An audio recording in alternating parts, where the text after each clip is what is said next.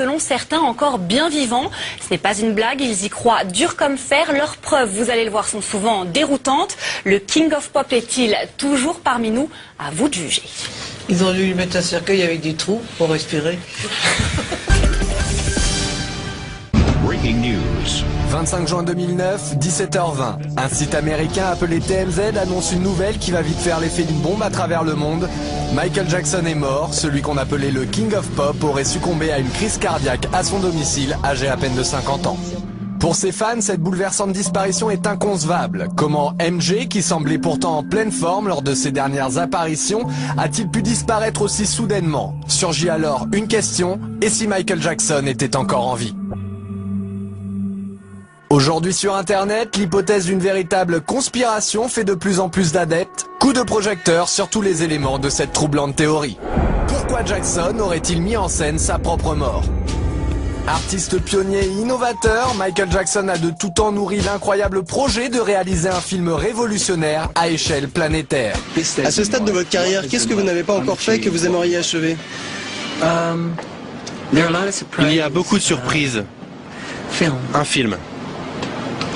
J'adore les films. Quoi d'autre? Ça ne sera pas un simple film, il s'agira d'innover, d'améliorer ce média et l'emmener jusqu'à un autre niveau. Pour les adeptes de cette théorie, Michael Jackson ne serait pas mort, mais tout simplement passé de l'autre côté du rideau, devenant l'unique metteur en scène de son propre décès, une mise en scène que certains auraient décelée dès l'annonce de la mort du King of Pop. Que s'est-il réellement passé le 25 juin 2009 ? Le jour de la mort de Michael Jackson, le centre d'urgence 911 reçoit un appel dont l'enregistrement est relayé par tous les médias. Une bande-son supposée provenir des archives du 911 est enregistrée et pourtant la voix de l'appelant est bien plus distincte que celle de l'urgentiste. Vous avez appelé les urgences, quelle est votre demande? Nous avons besoin d'une ambulance le plus vite possible. Très bien monsieur, quelle est votre adresse? C'est le 100 Cowell Drive, Los Angeles, Californie, 90077. Plus troublant encore, cet appel a été officiellement localisé comme ne provenant pas de la villa où a été retrouvé le corps de la star, mais du 9641 Sunset Boulevard, un hôtel situé à 3 minutes de chez Michael Jackson. Autre élément suspect, le cardiologue présent sur place, le docteur Conrad Murray, affirme avoir fait un massage cardiaque à Michael Jackson directement sur son lit. Or ce type d'intervention se pratique sur une surface dure, alors comment expliquer une telle erreur et aussi qu'un cardiologue d'une telle renommée n'ait eu aucun défibrillateur sur lui? Il est inconscient, il ne respire pas? Exactement, il ne respire pas, monsieur. Ok, il n'est pas conscient non plus? Oui, il est inconscient. Ok, est-il sur le sol? Où est-il exactement?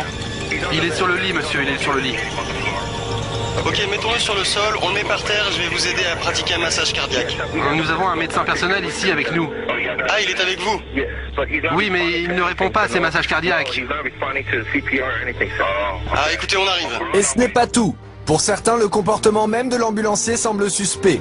Non seulement la sirène d'urgence n'a jamais été enclenchée, mais c'est surtout la trajectoire du chauffeur qui suscite le doute.